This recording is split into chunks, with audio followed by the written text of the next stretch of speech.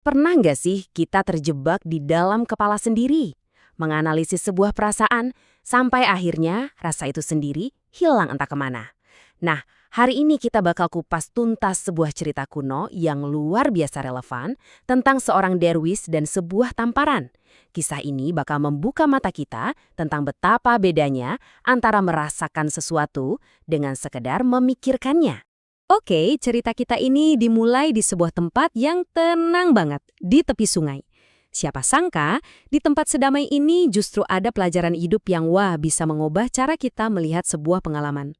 Bayangin deh, di tepi sungai yang airnya mengalir tenang, ada seorang derwis lagi duduk meditasi.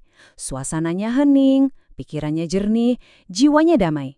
Pokoknya benar-benar menyatu dengan alam sekitarnya. Tapi kedamaian itu nggak berlangsung lama.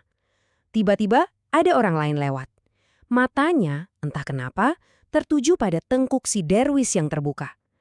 Dan seketika itu juga muncul sebuah dorongan aneh dalam dirinya. Dorongan yang kuat banget dan nggak bisa dia tahan. Plak!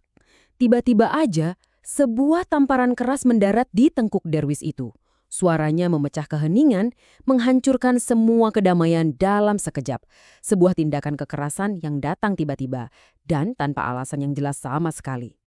Ya jelas, kaget dan kesakitan, si derwis langsung bangkit. Rasa panas menjalar di tengkuknya.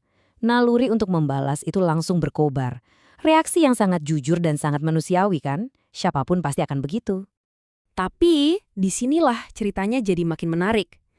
Tepat saat sang derwis mau membalas, terjadi sesuatu yang gak terduga.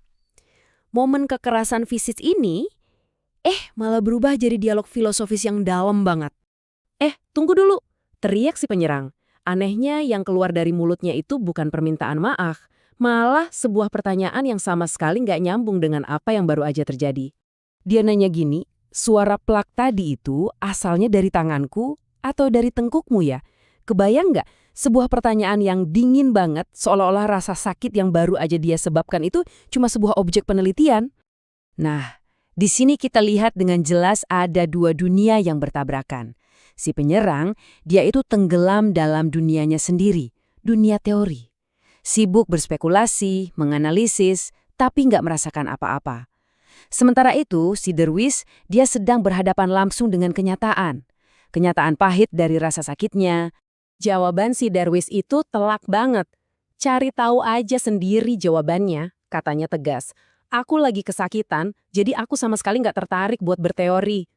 Jawaban ini benar-benar menegaskan kalau pengalaman langsung itu jauh lebih nyata daripada spekulasi intelektual manapun. Pelajaran di sini tuh jelas banget kan? Gampang banget buat kita berteori tentang penderitaan orang lain kalau kita sendiri nggak ngerasain sakitnya.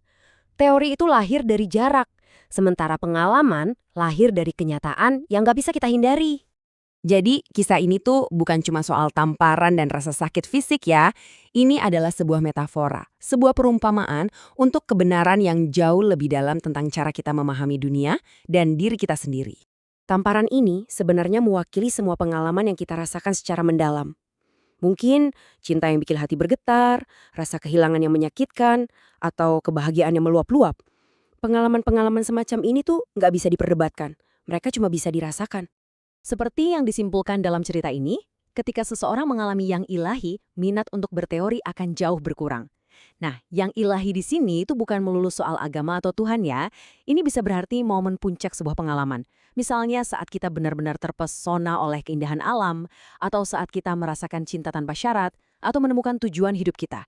Di momen-momen itu, semua pertanyaan, semua analisis tiba-tiba lenyap. Kita nggak butuh bukti, kita nggak butuh argumen, kita tahu karena kita merasakannya langsung. Oke. Pertanyaannya sekarang, gimana caranya kita bisa membawa kebijaksanaan dari cerita kuno ini ke dalam kehidupan kita sehari-hari? Gimana caranya kita bisa hidup lebih otentik, lebih nyata?